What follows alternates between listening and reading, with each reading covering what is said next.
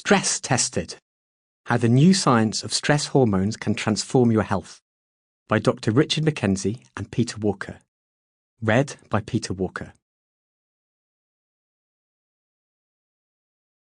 Chapter 1: A New Understanding of Stress.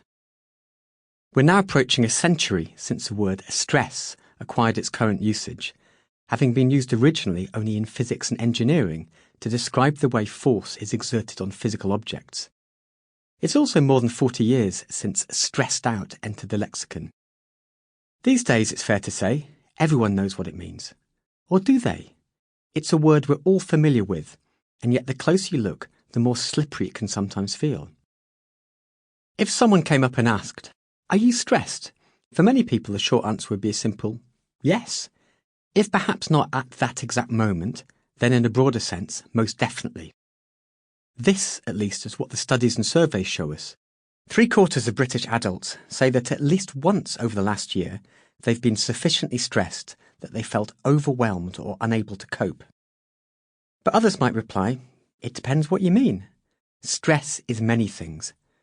Most of all, it's elastic, elusive, a term with a firm basis in academic research that can nonetheless only be measured subjectively. Despite stress having a long and ever-evolving history, one constant is that it's always been arguably as much a cultural phenomenon as a scientific one. Over the decades, many hundreds of books have been written about stress and how to cope with it. Some have sold extraordinarily well and become highly influential. Yet it's fair to say that things don't seem to be getting much better. An estimated 2.8 million Britons can't work because of long-term sickness, with over half this total estimated to be due to stress and related conditions like anxiety and depression. Two of the other main reasons why people say they're unable to hold down jobs, type 2 diabetes and chronic pain, are increasing at pandemic-like speed, and crucially are linked at least in part to stress. Nowadays, we fret about the stresses of screen-based home employment or jobs taken by artificial intelligence.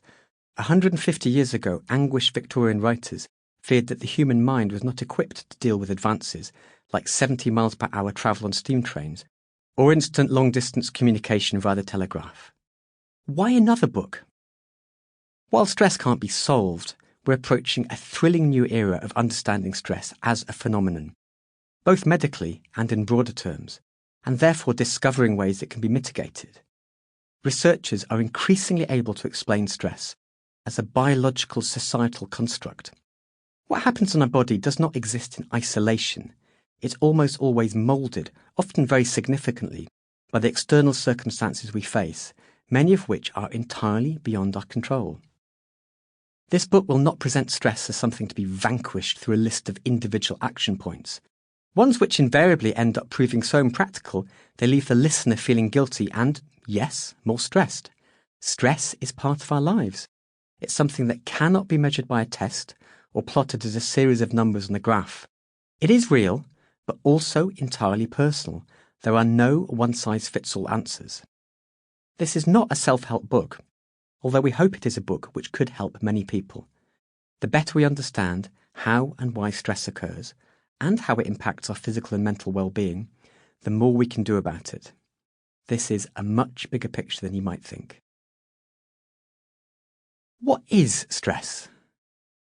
Near the end of his academic career, the bulk of it devoted to studying stress, the American psychologist Seymour Levine said he'd not only lost count of the number of conferences regarding stress he'd attended, but also the number of times a participant at one of those conferences argued that stress, in its current meaning, should be dropped in favour of something more precise. In popular use, and sometimes even in academia, stress is a word that can simultaneously mean the input, the stimuli that create stress, whether external or internal, as well as the body's reaction to these things, both immediately and over the medium or long term.